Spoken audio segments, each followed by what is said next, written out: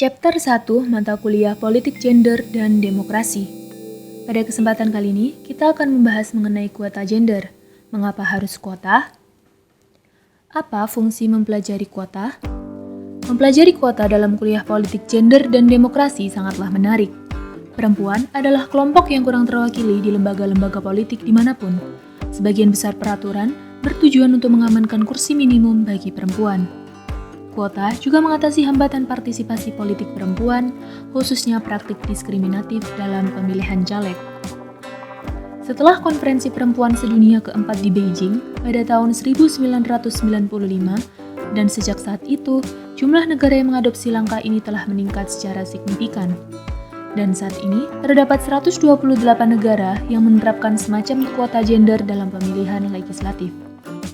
Landasan aksi Beijing merekomendasikan supaya pemerintah, partai politik, dan organisasi multilateral mengambil tindakan afirmatif untuk memastikan keseimbangan yang lebih adil antara gender dan memberikan suara yang lebih kuat kepada perempuan dalam politik. Praktik kuota gender dalam parlemen. Mencermati kasus di beberapa negara tentang kegagalan menjalankan kuota gender memerlukan solusi kebijakan. Bahwa negara demokratis belum tentu lebih mungkin mengadopsi kuota gender atau memiliki lebih banyak perempuan di parlemen daripada negara yang kurang demokratis. Ada faktor lain yang lebih penting dalam menentukan keduanya. Argentina dan Costa Rica menjadi kasus keberhasilan kuota gender yang paling terkenal ketika masing-masing pada tahun 1990-an dan awal tahun 2000-an mereka menjadi negara pertama di Amerika Latin yang mencapai ambang batas 30% perempuan di posisi parlemen nasional.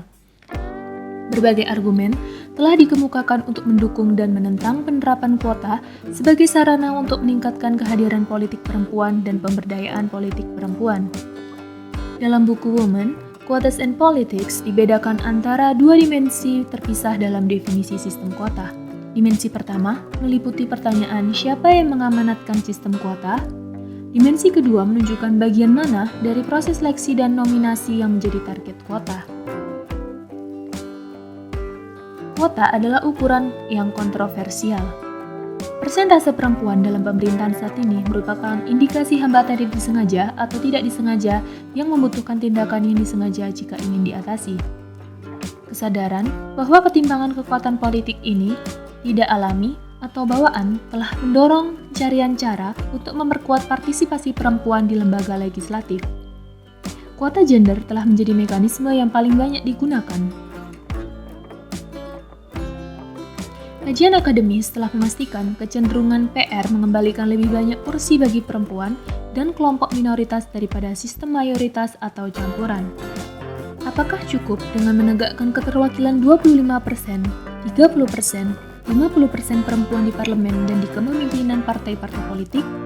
Apakah cukup untuk mengatakan bahwa 30% perempuan itu harus mewakili perempuan dan kelas dan kelompok yang berbeda? Atau apakah kita harus melangkah lebih jauh dari itu?